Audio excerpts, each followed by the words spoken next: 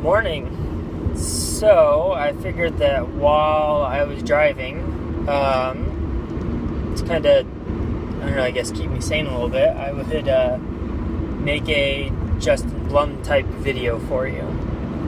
So today, what I want to talk about is life, because life obviously is a kind of, big complex topic. So more specifically, what I want to talk about is emotion and the changes that we go through as we start working out and getting in shape and things like that. So when we first start working out and getting in shape, you start to get these feelings, and you start to feel better about yourself and just about everything in general. You have those endorphins rushing in.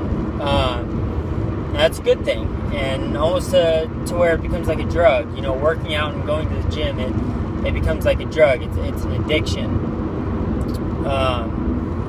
And then, we all have these experiences where life gets in the way, and we're not able to make it to the gym as often as we'd like to, and so because we're not doing that, we're not getting the workout in, so we're not getting the endorphins released, and so we start to feel like shit. We get into this funk, as another way to put it, and it's shitty. It affects everything. It affects your mood, it affects your relationships, and it sucks. But I think the one thing that we need to remember is that it's all part of it, and that we can't let missing a workout here or a workout there, we can't let that turn into a downward spiral. Yes, it sucks. Missed a workout, life got in the way. My kid woke up early. He didn't want to let me leave. It happens. It's life. And as much as it sucks and as much as we hate missing the gym, it happens. And like I said, we can't let that turn into a downward spiral.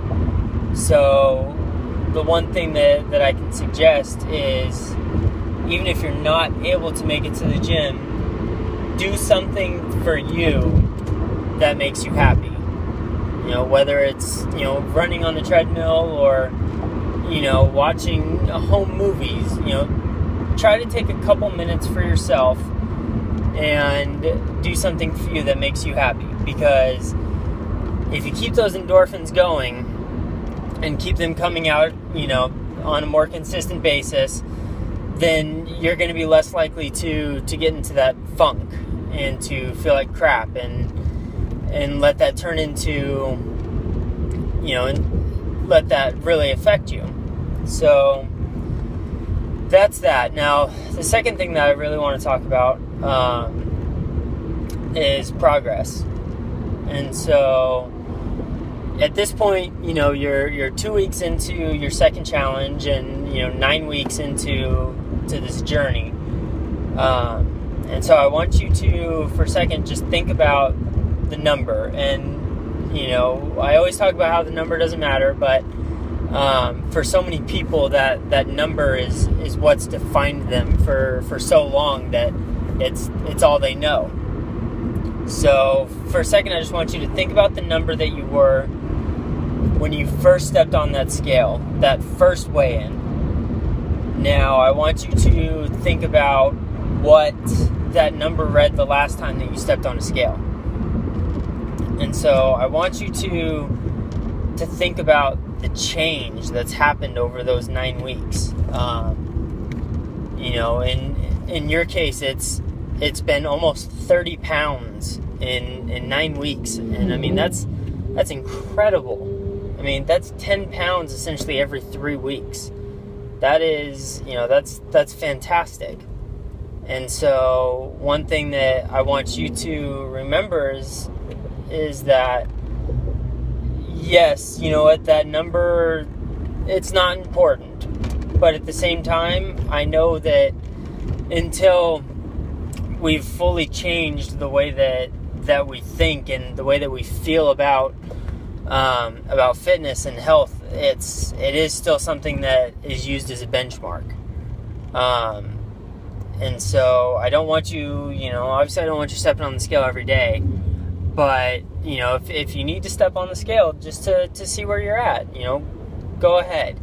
But at the end of the day, what I also want you to do before you do that is I want you to look in the mirror, and I want you to think about the progress you made. I want you to think about those pants that you used to wear, 9 weeks ago that are now so big that they barely even fit. I want you to think about the shirt sizes that you've gone down, and the nutritional adjustments you've made. I want you to think about those things and how they've contributed overall to a more healthier life and to increasing life. So, I'm gonna end this video now because it's right around 6 minutes or so. So, I love you. I hope that you have a phenomenal day. And by the way, I'm not gonna send this until I get into Wi-Fi, so don't worry about me jacking up and using all my data. So, so I love you. Have a good day.